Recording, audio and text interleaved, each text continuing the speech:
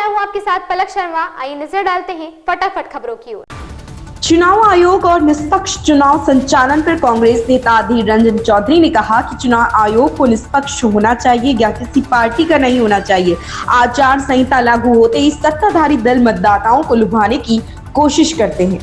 कश्मीरी अलगाववादी नेता यासीन मलिक के संगठन पर प्रतिबंध बढ़ा दिया गया है। नरेंद्र मोदी सरकार ने आज ऐलान किया कि जम्मू और कश्मीर लिबरेशन फ्रंट 5 साल की अवधि के लिए एक और गैर कानूनी संगठन होगा। केंद्रीय गृह मंत्री अमित शाह ने कहा कि प्रतिबंधित संगठन जम्मू कश्मीर में आतंक और अलगाववाद को बढ़ावा देने वाली गतिविधियों में शामिल है। दिग्गज कांग्रेस नेता नवजोत सिंह सिद्धू लोकसभा का चुनाव नहीं लड़ेंगे। चंडीगढ़ में राज्यपाल से मुलाकात के बाद उन्होंने मीडिया से बात में यह खुलासा किया। सिद्धू ने कहा कि टिकट की कोई बात नहीं, मुझे लोकसभा में जाना ही नहीं, अगर जाना होता तो आज मंत्री होता। उत्तराखंड पीसीएस मुख्य परीक्षा से पहली बार मैथ्स से एप्टीट्यूड बाहर कर दिया गया। इससे आईआईटी व बीटेक बैकग्राउंड के छात्रों के चयन की परंपरा काफी हद तक खत्म हो जाएगी। उत्तराखंड पर आधारित 2 पेपर पैटर्न में शामिल करने से राज्य को पढ़ने समझने वाले युवाओं के लिए पीसीएस परीक्षा पास करने की यह राह आसान हो गई है। लोकसभा चुनाव के लिए राष्ट्रीय जनतांत्रिक गठबंधन के अंदर सीट बंटवारे को लेकर उठापटक खत्म होने के पहले निर्वाचन आयोग की ओर से अधिसूचना की तारीख आ गई है। इसे देखते हुए शुक्रवार को मुख्यमंत्री नीतीश कुमार के नेतृत्व वाली सरकार की एनडीए सरकार ने मंत्रिमंडल का आकार बढ़ा दिया। शुक्रवार को भारतीय जनता पार्टी के 12 और जनता दल यूनाइटेड के 9 मंत्रियों ने शपथ ली। इसके साथ ही मुख्यमंत्री समेत बिहार में मंत्रियों की संख्या 30 हो गई।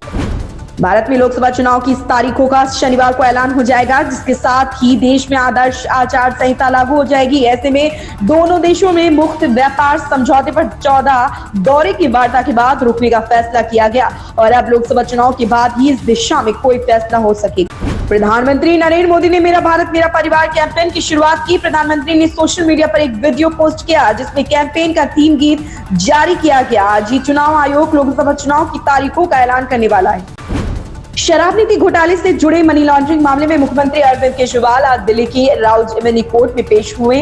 कोर्ट में केजरीवाल की जमानत अर्जी मंजूर कर ली गई। राउज एवेन्यू कोर्ट से सीएम को जमानत मिल गई। कोर्ट ने केजरीवाल की जमानत अर्जी को मंजूर करते हुए 15,000 रुपए के मुचलके और 1 लाख की सिक्योरिटी बॉन्ड पर बेल दी।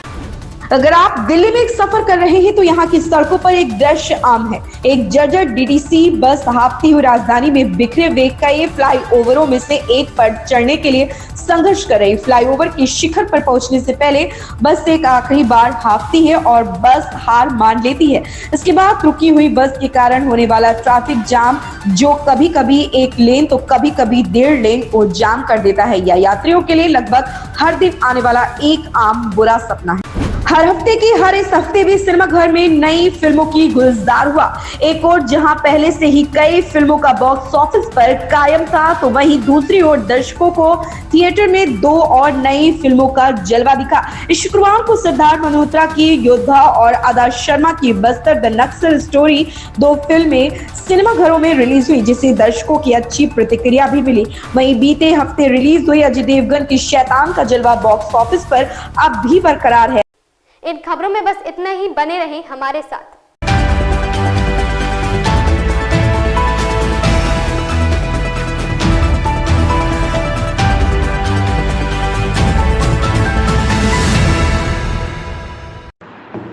लेटेस्ट अपडेट पाने के लिए हमारे चैनल भारतवर्ष 17 को सब्सक्राइब करें, शेयर करें और बेल आइकन दबाना बिल्कुल ना भूलें।